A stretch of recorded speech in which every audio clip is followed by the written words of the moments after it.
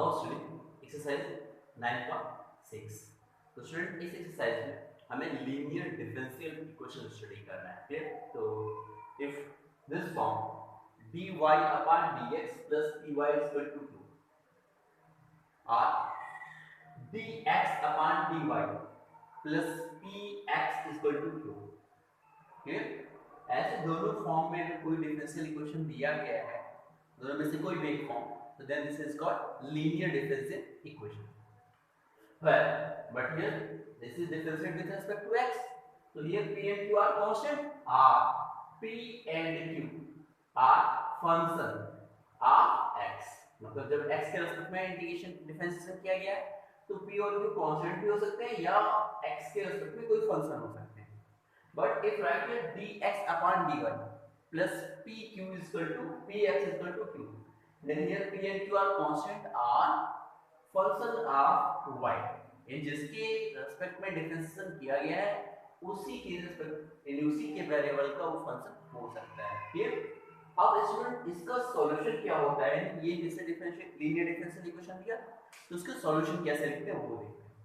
तो उसके सॉल्यूशन दो होते हैं, एक होता है IF जिसको हम कहते हैं IF मींस इंटीग्रेशन फैक्टर। तो इंटीग्रेशन फैक्टर कैसे निकाला जाता है, e पावर इंटीग्रेशन ऑफ अगर dy upon dx means x के रेस्पेक्ट में डिफरेंशिएट किया गया then e power integration of p dx। Clear? But अगर dx upon dy हो तो यहां इंटीग्रेशन फैक्टर क्या होगा, e power integration of p dy। Are you clear? यानी जिसके रेस्पेक्ट में यहां डिफरेंशिएशन किया गया है e पावर p और उसी के रेस्पेक्ट में जिसके रेस्पेक्ट में डिफरेंशिएशन किया गया था उसी के रेस्पेक्ट में इंटीग्रेशन कर देते हैं। उसी तरह से यहां क्या हो गया e power integration p dy। Are you clear? और जो इसका कंप्लीट सॉल्यूशन होता है, clear?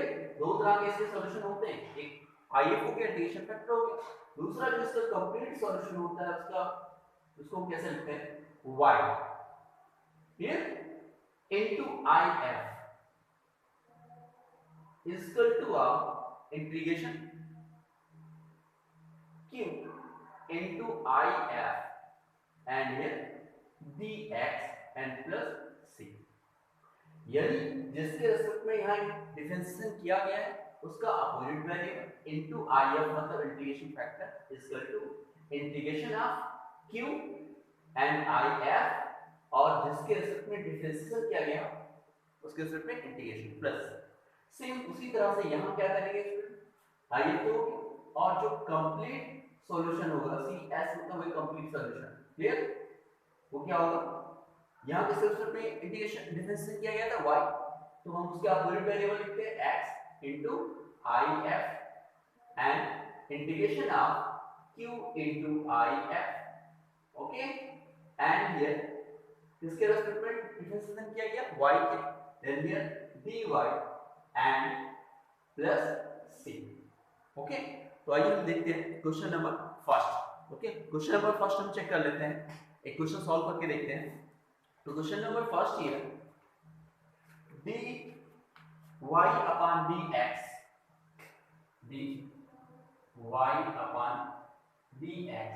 is equal to here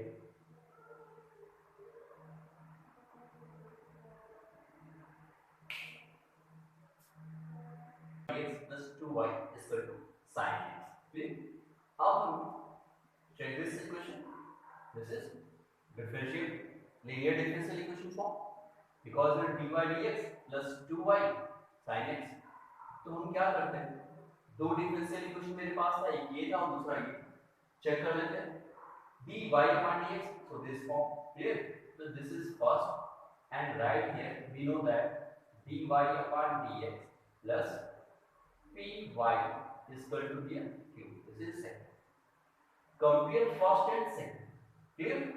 So now we compare first and second, so here compare first and second, we get p is equal to here 2 and q is equal to here sin x। ठीक? तो हमें इस linear differential equation में क्या करना है, solution find करना है। सबसे पहले IF निकाल लेते हैं यानी इंटीग्रेशन फैक्टर। तो क्या होगा student e power integration of p, इसके स्टूडेंट डिफरेंशियल किया गया x की, तो ये p dx, ठीक है।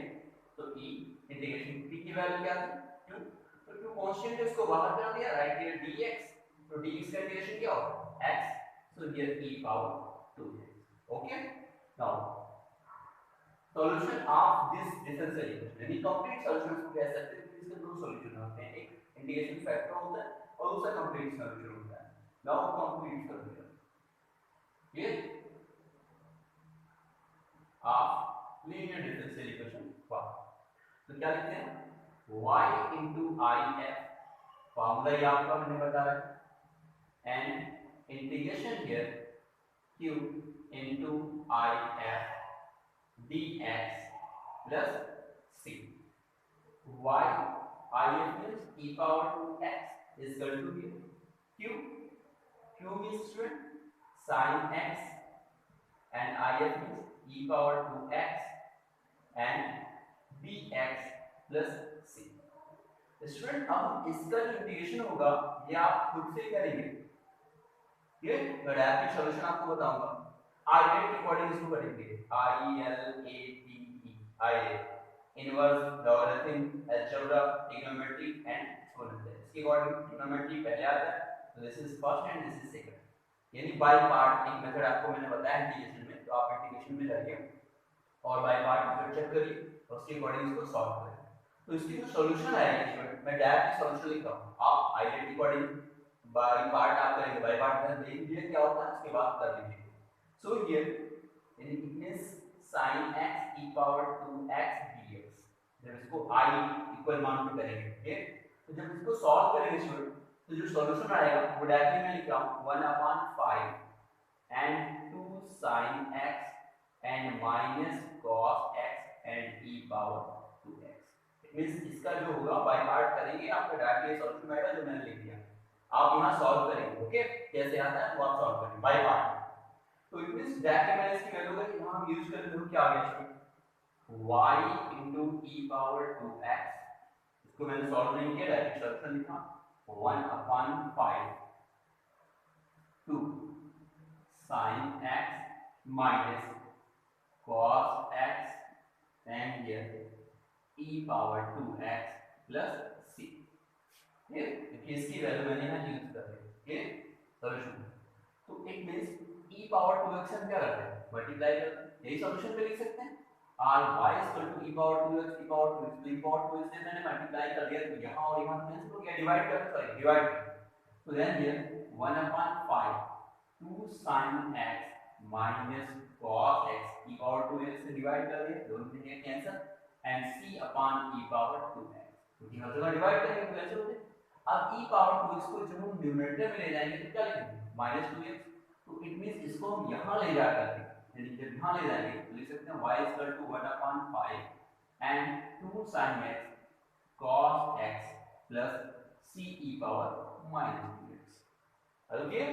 so this is solution of first question, clear. अब हम एक क्वेश्चन और चेक करते हैं इसके बेसिस पर, इट इज dx dy के मेथड पर, क्लियर। तो ये क्वेश्चन नंबर फर्स्ट था, इस मेथड का आपका एक क्वेश्चन है एक्सरसाइज 9.6 में, सबसे लास्ट क्वेश्चन आपका है क्वेश्चन नंबर 19, ओके। तो क्वेश्चन नंबर 19 में क्या कह रहा है, the integration factor of differential equation, एक डिफरेंशियल इक्वेशन दिया है, कौन सा है 1 - y² dx upon dy m plus yx is equal to here a1, clear, और उसके साथ लिखा गया है y is greater than -1 and less than 1, ठीक, तो इससे कोई मतलब नहीं आपका। यहां हम देखते हैं ये एक लीनियर डिफरेंशियल इक्वेशन दिया है, तो सबसे पहले इसके फॉर्म में चेंज, बिकॉज़ ये dx upon dy, इसका कोएफिशिएंट कितना होता है 1, सो हम पहले यहां 1 बनाने के लिए क्या कर देंगे 1 - y² से डिवाइड करेंगे, तो डिवाइड बाय 1 - y², क्योंकि यहां 1 बनाना है, इसके फॉर्म में कन्वर्ट करना है, so here dx upon dy यहाँ तो 1 हो जाएगा plus y upon 1 minus y² into x is equal to ay upon 1 minus y², ठीक, दिस इज फर्स्ट कंपेयर और लीनियर डिफरेंशियल इक्वेशन पे आपको करना है we know that dx upon dy plus px is equal to q ठीक है तो आपको मैंने पहले ही बता रखा है कि p r and q are constant r अगर y के रिस्पेक्ट में डिफरेंशिएशन किया गया है तो then p and q are function of x y तो यहाँ y के फंक्शंस हो गए clear so compare 1 and 2 compare 1 and 2 ठीक है तो जब मैंने कंपेयर किया तो p की वैल्यू क्या आ गई y upon 1 minus y square and q is equal to ay upon 1 minus y square ठीक तो यहाँ ओनली इंटीग्रेशन फैक्टर आपको निकालना है इट मींस इंटीग्रेशन फैक्टर आप जानते हैं e power integration of p जिसके रिस्पेक्ट में डिफरेंशिएशन किया गया y देन हियर dy ठीक है e p की वैल्यू क्या थी student y upon 1 minus y square dy तो इसका इंटीग्रेशन डायरेक्टली तो कर नहीं सकते आप तो let here 1 minus y square आप क्या लिखेंगे let 1 minus y square is equal to t तो इसका डिफरेंशिएट करेंगे तो 1 का 0 हो गया minus 2y dy is equal to dt means y dy minus 2 means हमने क्या किया minus 2 is equal to dt clear तो सबसे पहले minus 2 से सब क्या करो डिवाइड करो तो here go this side -1 upon 2 ये चीज कैसे लिखे समझ में आ गया -2 से क्या कर दिया मैंने आउट साइड में डिवाइड कर दिया तो ये हो गया तो इट मींस y dy की वैल्यू हम लिख लेते हैं y dy then here -1 upon 2 तो -1 upon 2 कांस्टेंट तो उसको मैंने बाहर कर दिया 1 minus y square को क्या माना था आपने d ठीक सो here e power -1 upon 2 and log t ये स्टूडेंट एक चीज आपको जाननी होगी इफ राइट हियर e पावर log x ठीक तो यहाँ बेस के रूट फॉर्म में क्या होता है e होता है तो जनरली यहाँ e कैंसिल हो इस यहाँ log कैंसिल हो जाते हैं e से यहाँ बेस क्या होता है जनरली e होता है लॉगरिथम और इस इंटीग्रेशन और डिफरेंशिएशन के अकॉर्डिंग जब भी हम log आता है तो इस वहाँ बेस क्या होता है अगर e के पावर में log बेस की है तो ये पूरी चीज इससे कैसे हो जाती है कैंसिल हो जाती है लेकिन यहाँ राइट मतलब प्लस नहीं किया जाता इट मींस ये x all clear it means अगर कहीं लिखा गया e पावर log sin x और यहाँ बेस e छुपा हुआ होता है तो ये चीज इससे कैंसिल हो जाएगी लेकिन कट नहीं किया जाता डायरेक्टली क्या लिख सकते हैं sin x क्लियर तो यहाँ बट यहाँ तो कोएफिशिएंट log के साथ तो कोएफिशिएंट जब होगा तब नहीं होगा तो सबसे पहले ये कोएफिशिएंट हम कहां करेंगे इसकी पावर में फॉर्म में करेंगे ठीक तो स्टूडेंट जब हमें पावर में फॉर्म में करना होगा तो you know here if right here m log x तो हम क्या लिखते हैं log x पावर m लिखते हैं ठीक है तो यहाँ क्या है -1/2 तो इसको हम कुछ ऐसे लिख सकते हैं e पावर log p पावर -1/2 क्योंकि m जो होता है वो वेरिएबल के log के साथ लिखा होता है उस पर पावर में तो यहाँ क्या था -1/2 था सो वो पावर ऑफ p ठीक अब ये e और log ये कैंसिल हो गए then here only p power -1/2 p की वैल्यू स्टूडेंट क्या है 1 minus y square so here 1 minus y square n power 1 होगा this upon ठीक अब स्टूडेंट अगर हम इसको लिखना चाहें तो क्या लिख सकते हैं पहले हम माइनस यहाँ पहले प्लस बना लेते हैं तो वो in denominator so 1 minus y square n power 1/2 is power root so then 1 minus y square it means इस लीनियर डिफरेंशियल इक्वेशन का इंटीग्रेशन फैक्टर क्या है 1/√1 minus y square तो कौन सा ऑप्शन आपका सही हुआ डी ऑप्शन क्लियर तो क्वेश्चन नंबर 19 का डी ऑप्शन आपका करेक्ट हुआ ओके तो इसी तरह से हम ऑल क्वेश्चन को सॉल्व करेंगे दो ही लीनियर डिफरेंशियल इक्वेशन दो ही टाइप के दिए हैं और दोनों टाइप को हमें यूज करते हुए सॉल्व करना question number 13 14 and 15 find solution but solution कैसा है पार्टिकुलर सॉल्यूशन फाइंड करना है ठीक तो अभी तक जो हम क्वेश्चन सॉल्व करते थे जो इसका कंप्लीट सॉल्यूशन आता है ऐसे क्वेश्चन नंबर फर्स्ट का सॉल्व किया उसमें सी आता था सी हियर आर्बिट्ररी कांस्टेंट इसलिए वो कौन सा सॉल्यूशन कहलाता था जनरल लेकिन क्वेश्चन नंबर 13 14 एंड 15 में हमें पार्टिकुलर सॉल्यूशन फाइंड करना है तो पहले तो हम जनरल सॉल्यूशन फाइंड करेंगे उसके बाद जो कुछ कंडीशन दिया रहेगा वो फॉलो करके उस आर्बिट्ररी कांस्टेंट की फिक्स वैल्यू निकाल लेंगे सो क्या हो जाएगा, जनरल सॉरी पार्टिकुलर सॉल्यूशन हो जाएगा। तो आइए क्वेश्चन सॉल्व करके देखते हैं। Question number 13, dy dx plus this, तो ये dy अपॉन dx के फॉर्म में है, तो this is let here first, इसको पहले फर्स्ट मानेंगे, तो इस क्वेश्चन से कंपेयर करेंगे, तो then dy dx plus py is equal to here q, this is second, तो कंपेयर फर्स्ट एंड सेकंड। इसको एक लाइन और लिखेंगे, इट मींस इसको 2y tan x लिखा, तो इसको कैसे लिखेंगे 2 tan x into y, clear, तो इसको मैं डायरेक्टली लिख दे रहा हूं here 2 tan x into y, तो y के साथ जो भी कोएफिशिएंट होता है x के या समथिंग, तो वो क्या कहलाता है p, तो compare 1 and 2, p is equal to क्या आ गया student 2 tan x and q is equal to here sin x, clear। तो now first here if means integration factor, कि पूरा कंप्लीट सॉल्यूशन इसका निकालना है, तो if इंटीग्रेशन फैक्टर, तो e power integration of p dx, क्योंकि जिसके रिस्पेक्ट में डिफरेंशिएशन होता है उसी के रिस्पेक्ट में पहले इंटीग्रेशन फैक्टर के लिए निकालते हैं। तो देन हियर e, p की वैल्यू क्या थी 2, तो 2 तो कांस्टेंट हो गया, उसके लिए इसको बाहर कर दिया, and here tan x dx, clear. tan x का इंटीग्रेशन क्या होता है स्टूडेंट, tan x का इंटीग्रेशन क्या होता है minus log cos x, clear. तो इट मींस हम tan x का डायरेक्टली फार्मूला यूज करते हैं, तो then here e power 2 but इसका इंटीग्रेशन क्या होता है माइनस log cos x, यहाँ हम log sec x भी लिख सकते थे directly, okay. Now e power two this, so here e power -2 log cos x, clear.